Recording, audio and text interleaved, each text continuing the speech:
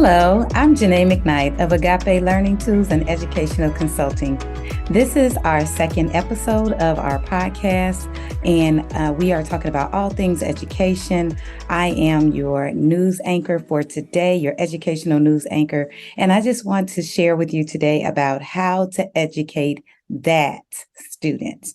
We've all had that student in our classroom, so we know exactly who I'm talking about.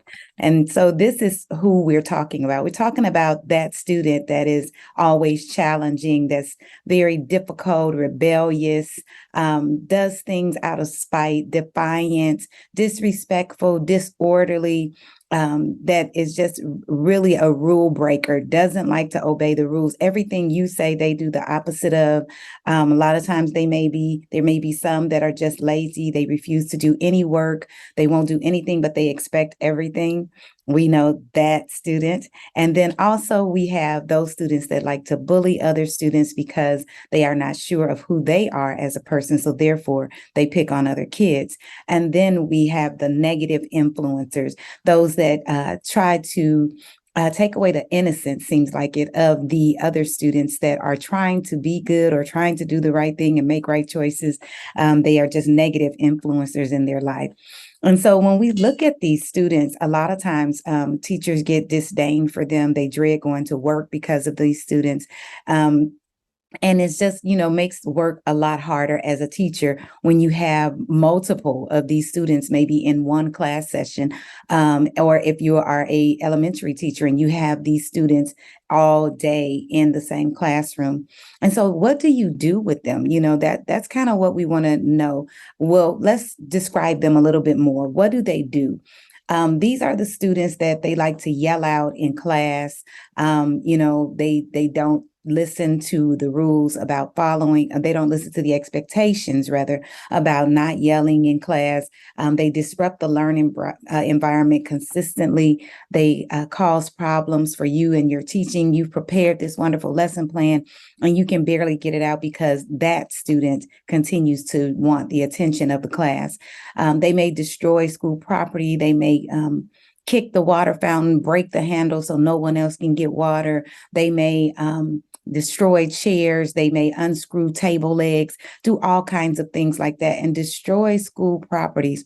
They may also break the rules. That means that, if you have any classroom rules, even classroom rules that have been established by the class, they may just totally purposefully break all of those rules, meaning that they don't respect what you have placed into action in your classroom, or even their classmates, what they have put in action in their classrooms. They talk rudely to others. They use profanity. They use all kinds of vulgar language, and they talk to adults in a very improper manner. They disrespect adults and their peers. They say anything, they talk to them any kind of way, no consideration for what they have said. They have little to no respect for their parents or for teachers, which is usually visible when their parent comes up to the school. A teacher may have called for them to meet with them, and it is just utterly shameful the way that they speak to their parents. But this, again, is just probably because there has been no guidelines or anything set for this child. So this child has been allowed to do what they want to do, say what they want to say, just act out. And that is that child. So what is it also that this child does? They may walk out of class. That's become a popular thing nowadays. I remember when we were growing up, we were too scared to walk out of class. Walk out of class to where? Where were you going? But they would walk out of class. They walk out of the building sometimes without permission. We've had to chase kids before, down the street, all kinds of things, that happen with that kid. They drink, they smoke, they try to sell drugs at school. They think they're getting away with something, but they're really not, because they're only cheating themselves. They are smoking in their hoodies and in their sweaters. They blow the smoke out in class, and they do all kinds of things. They ditch class. They're always in the hallways, always have an excuse as to why they are not in class, not realizing that they have come here to get an education, and they can't possibly get that as long as they are constantly in the hallways. These students also, they lie, they cheat, they steal, they fight, they cause ruckuses.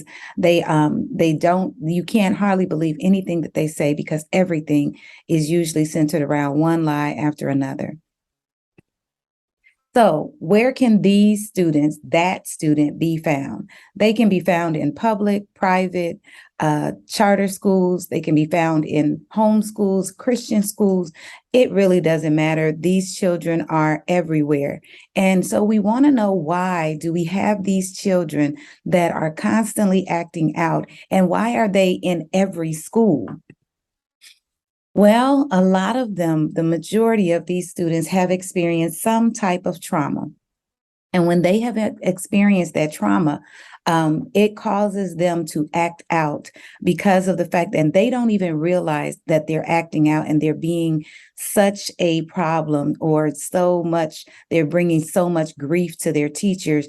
But because this is just what is going on the inside of them, it can stem all the way back from when they were born, when they were a baby, they had trauma. Maybe it was a neglect. Maybe it was because of the fact that they were abused, whatever it might be, but they have probably experienced some type of trauma. A lot of these students are also victim. Well, let me stay on trauma for one more minute, because according to the American Bar Association article on trauma, resilience, and the impact in learning, they say that half of all U.S. students have at least one ACE. And an ACE is an adverse childhood experience. So at least they've had at least half of the student population, at least 1/4 of them by the age of 18 will have at least 2 of those ACEs. And so that is a problem. That's a growing problem. These statistics are from 2018. And so the thing is that we have to take a look at what is going on with our students, because if they are experiencing trauma at this rate, we don't know where the state of education will be in the next few years.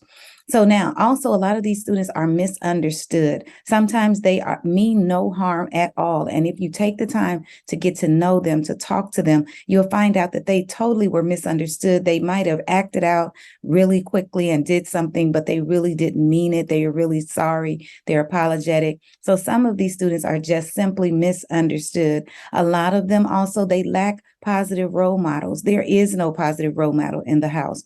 Their parents didn't have positive role models, and they can't be positive role models, because a lot of times you cannot be what you have not experienced. So therefore, as parents learn better, hopefully they do better, but a lot of times they are victims as well. And so therefore, students just continue to repeat this vicious cycle in their families. And so therefore, they don't have positive role models. So when they come to school, a lot of times teachers are the only role models that these students may have.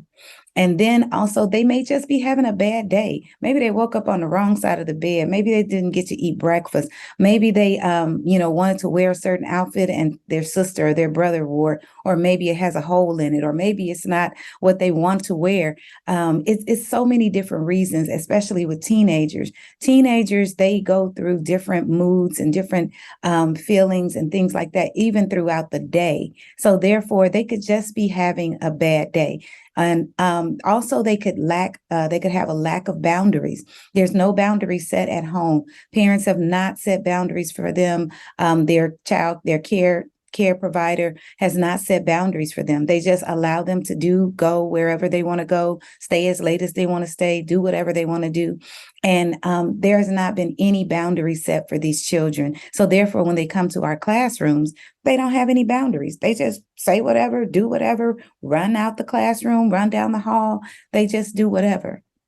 Also, these students may have educational deficits. These students may be where they are 2 or 3 years behind, and they are embarrassed and ashamed to perform in front of their classmates, because it will come out that they are 2 to 3 years behind in reading, 2 to 3 years behind in math. They don't understand. They don't have the skill set in order to keep up with the class or with the teacher. So if that teacher is not watchful and doesn't have a watchful eye to notice that this student is not able to keep up and differentiates that lesson plan for them, then this student can be again left behind. This student again will get a year or so behind behind if it is not caught. So therefore, we have to be watchful as teachers. We have to watch those students that are quiet, that never want to volunteer, that never want to participate. It could be just because they really are so far behind that they don't understand exactly what you are teaching. Another thing is, another reason why is because their lack of attention. So some students may not get the attention that they need at home. A well-balanced home is where they have enough attention from their parents and their loved ones to where they don't feel like they have to act out to get it. Many children don't get it. Many children are latchkey kids. They go home. There's no parent. They leave in the morning. There's no parent. The parent is gone to work. They may spend whole weekends sometimes babysitting a brother or sister, not being given attention by their parent because their parent has to work. And we all understand that parents have to work so they can provide for their children. But some kind of a way has to be made so that these students can get the attention they need at home so that when they come to school, they don't act out to get negative attention. So how do teachers educate them? How do we educate them? Sometimes it makes you want to literally pull your hair out. It makes you want to think crazy thoughts because you're like, oh my God, how do I teach this kid? They're disrupting my class. I just want to get rid of them. I just want to put them out. I just want a quick, simple solution. Get rid of this kid.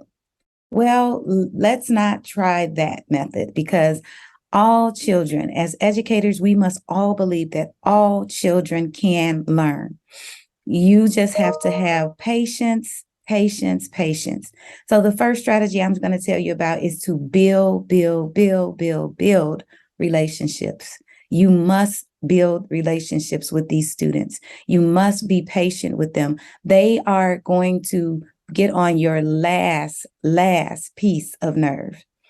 But if you stay strong and you stay consistent, stay firm, stay consistent with them, they will come around. It may take a few days, it may take a few months, but just develop a passcode between the two of you that when they are not functioning well, then you have either a corner that they can go to and calm down, whether they need to go and take a little nap or put their head down, or whether they need to go out to the nurse, to the office, or whether or not they need to just kind of just sit there and have some time to themselves. Maybe they need to count. Maybe they need to just think of pleasant thoughts.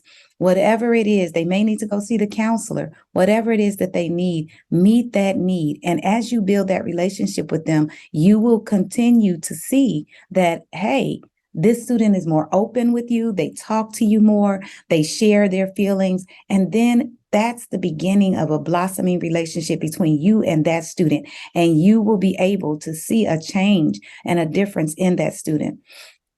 Pick your battles. Every time the student is disrespectful, every time the student says something, it doesn't mean that you always have to respond in kind. Sometimes you must ignore it. Sometimes, and it's very hard. Sometimes you don't have to prove to the other students that you're the adult in charge. The students know you're the adult in charge. It's not a battle between you and this student.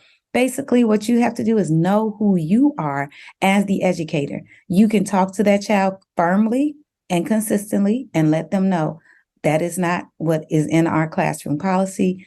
I do not tolerate that. Say it in just that tone of voice and say, you know what, I'm going to ask that you go and sit so that you can have some time alone. And then we will talk about this when we dismiss the rest of the class.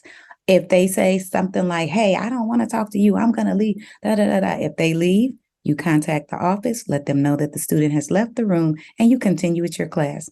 Then when that student is calm, when they are either going to lunch or they're just walking in the hallway, bid them to come to you. Say, hey, come here. Let's talk. What was going on with you this morning? Because sometimes it's just a show for the other students. So that's why you can't give in. You can't give in to the emotions. You can't give in to your emotions. All right. So be patient with them. Be patient. They will come around. Be kind. That means that you have to be self-regulated as an educator in order for you to be kind. Because if you are not self-regulated, if they're dysregulated and you're dysregulated, you talking about an explosion. And that's not going to look good for you as the educator because you are the adult. Always remember that. And I know some teachers say, well, why do I always have to be the adult and be the grown-up? Because you are. You were hired as the professional. You were hired as the one that has control. So when you get out of control and start screaming and yelling and imagine how afraid some students are to see you get to that point. So that's why you have to take care of yourself. And that's why the whole movement of self-care for educators. You must take care of yourself mentally. So that means that you have to each day, when you get off work, leave work behind, go take that hot bath, get a massage, get your nails done, do something for you that relaxes you, read a good book, go sit on a patio, go sit on a swing, go to a park, go sit in some nice grass, go sniff some flowers, go do something for you so that you can be self-regulated at all times. Now, I admit, I know sometimes they catch us all off guard and we may raise our voices, but then we have to go back and apologize. Because again, we are the adult. We are setting the example. So you have to go back, apologize, let them know you're sorry. I let myself get there, and let's work on our relationship. Another thing is you have to stay optimistic and hopeful about the child's future. You must always believe in them, even when they don't believe in themselves, even when they are that child that gets on your last nerves. You have to believe that they can improve. Also, know when to back off and what time is a better time to talk. When is a better time for you to talk to them? So again, if you are dysregulated and you're going at it with them, they're going to win because they have everything to lose. They're in front of their peers. They are like, they don't really care. They feel like they don't have anything to lose, but they do have everything to lose. But you, as the educator, you definitely have everything to lose because you will lose the respect of the rest of your class if you engage. So disengage. As soon as you realize you're getting hot-headed, disengage. Get out of there. All right? And so look for a better time to talk to that student, as I mentioned earlier. Remember, it's usually not about what you see in front of you. There could be so many things going on in this child's head. And so you don't need to try to win the battle at that time. Okay. Again, there is no winner in that situation. So those are our strategies that we're sharing with you today, that I'm sharing. I want to just let you know that if you need help with any of these strategies, if you need help as a teacher, as a new teacher, as a veteran teacher, you just need some new ideas. Well, these are the services that we offer at Agape Learning Tools and Educational Consulting. We offer new teacher training and coaching because there are many new teachers now. There are long-term subs, emergency permit people. There are people that are going to school to be educators. And I just heard a teacher say the other day that they do not prepare you for the real classroom, definitely not for the inner city classroom in most colleges. They teach you the book stuff, but the real life, you need a coach. So one-to-one coaching sessions, we offer them in time management, classroom management, lesson planning, building relationships, both with students, parents, and colleagues, as well as creating classroom culture. We do group coaching sessions, feedback on planning, professional development. So schedule your session today. You can contact me at Jenae McKnight, Agape Learning Tools and Educational Consulting, LLC, at info@agapelearningtools.com. Also, share this podcast with another teacher or another educator. This podcast is available on YouTube, Spotify, and Apple Podcasts at Agape Learning Tools. So there's new shows every Friday. Please like, comment, and share with every educator that you know. Also, lastly, I have a few resources about that trauma child that you may need to read up on and do some research on. This one is a very good one by Heather Forbes called Help for Billy. I went to her session. It was wonderful. Gives you a lot of insight into trauma. This book changed my life because I never understood the children that were repeatedly behavior issues, but this gave me all the understanding that I needed. Reaching and Teaching Children Exposed to Trauma by Barbara Sorrells. This book is also another great read. It's good for preschool as well as for older children. This is good for parents and teachers. Also, Brain Changing Strategies, how to trauma-proof our schools. This is another good read. And so by Maggie Maggie Klink. So this is a good book for you to read, just so that you can find out some different strategies to use. So I hope that this podcast today has been a blessing to you. I hope that it has encouraged you. Know that you can do it. You can handle that child. Thank you so much. And I look forward to hearing from you and seeing you again.